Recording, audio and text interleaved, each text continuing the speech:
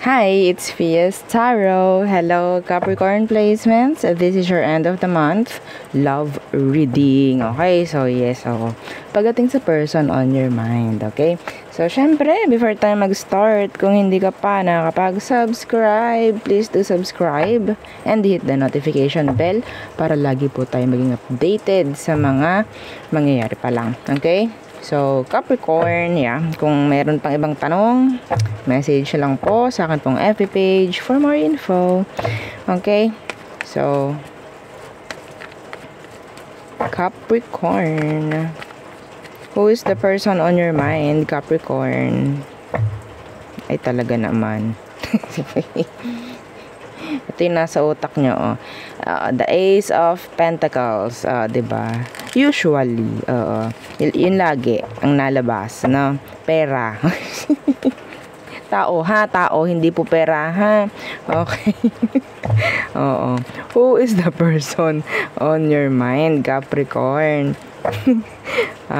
Okay. Anong meron sa kanya?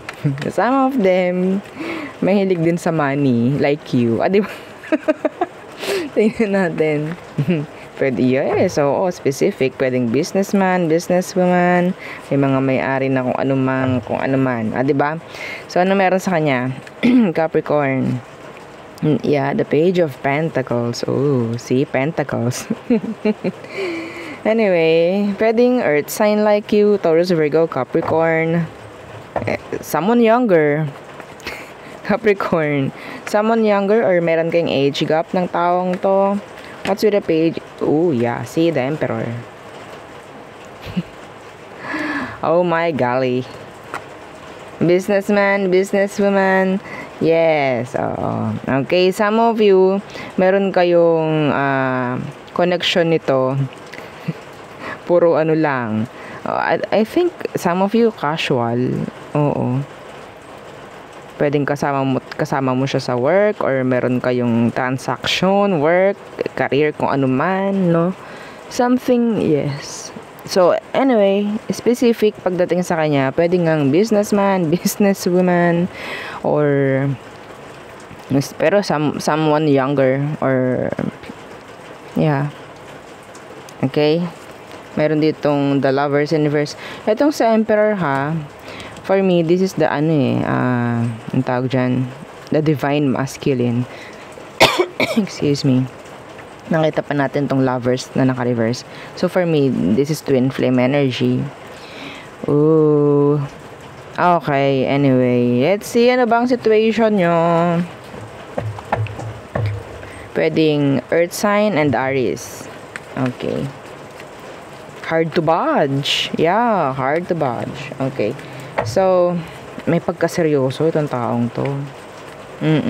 May pagkaseryoso. Yeah. Anong situation ninyo, Capricorn? Kainaman naman. Oo. Anong sitwasyon nyo? The Seven of Cups in reversed. And the Two of Pentacles.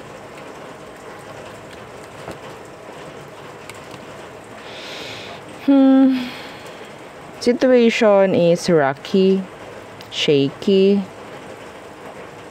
Yeah. Pero nandito si Seven of Cups, na naka-reverse. The focus is sabihin nating, I think, sabihin natin parang same kayo ng nararamdaman for each other. Situation, okay, situation tayo. Nandyan yung focus, nandyan yung open siya for you, open ka for this person. Pero something is like unstable. Okay? Unstable.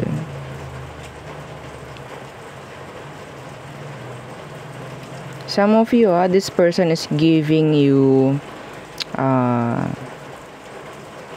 sabihin natin a connection.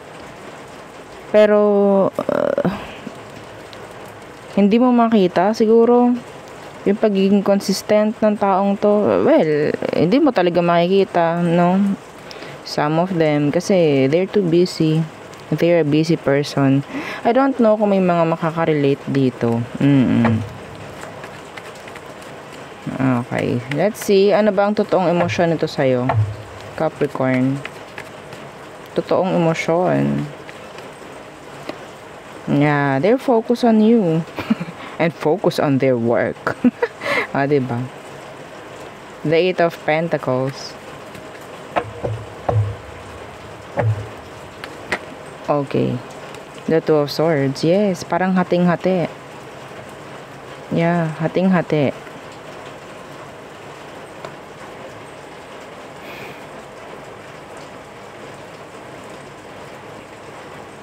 One minute hot, 1 minute cold. Yeah, parang ganon. Pero yes, nandiyan yung focus. Andun nga lang ha, the two, diba? Two of Pentacles, Two of Swords. Ang dami ditong energy ng hindi ka mauna or hindi mo maramdaman na ikaw lang. Parang ganyan. Or hindi mo maramdaman yung talagang 100% o na presence ng taong to. Okay? Some of them, they're avoiding talaga rin na maging focus mismo sa'yo.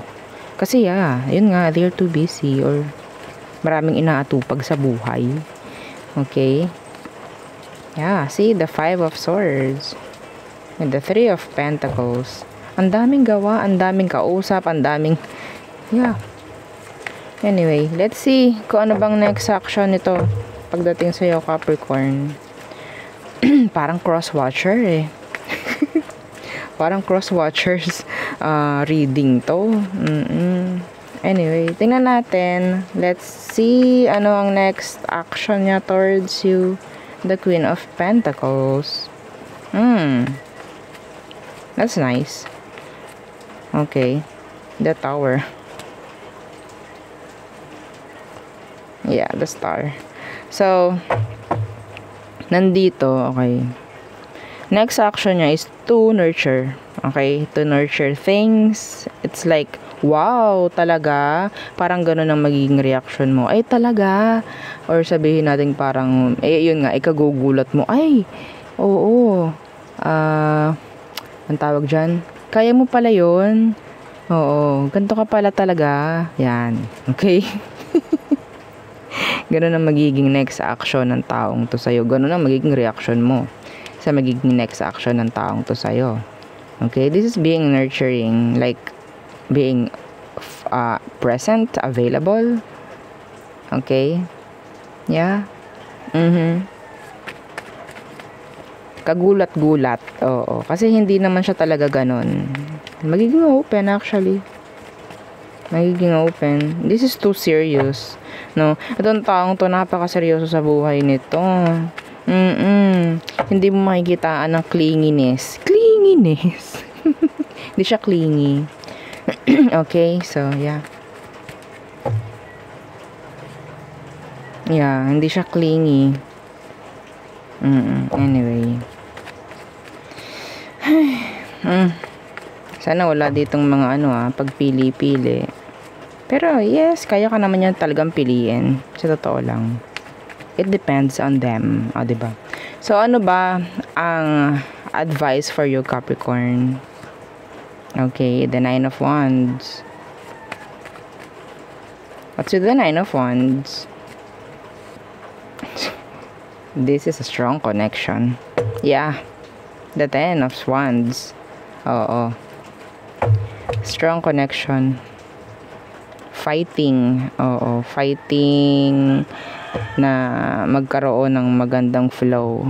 Alam nyo, every time, I think this is like a soulmate or a twin flame connection, maybe. Ano ko kasi, yun nga, madalas, kapag nakita mo to, madalas, merong difference, no, sa inyo. May difference. Kaya, kung mag-workout man, itong connection na ganito, good for you. Okay? Kung nakita mo si twin flame mo or si soulmate mo, ganyan.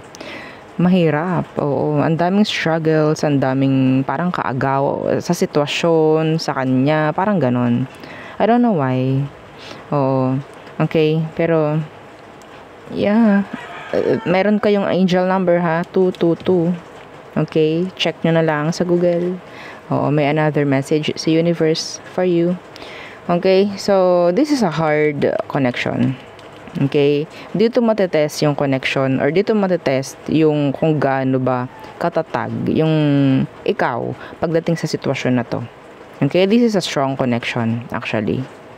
Yeah, mapapagod ka sa connection na to. Destined kayong magkita, destined kayo na magka-connect, na magkaroon ng connection. Okay? So, yeah. Siguro may lesson dito na kailangang mangyari, kailangang makita, parang ganyan. Okay? Yes, kasi the 8 of Wands universe. Sa tingin ko,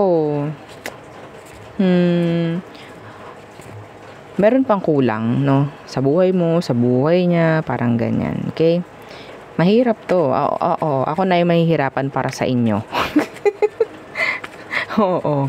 Tutulungan ko kayo, ha? Oo. Yeah. See, nakakapagod to. Strength in reverse. Yeah. Ang nakikita ko pa rito, ha? Pagdating sa communication, hindi sila ganun ka-open talaga. They're trying to avoid you.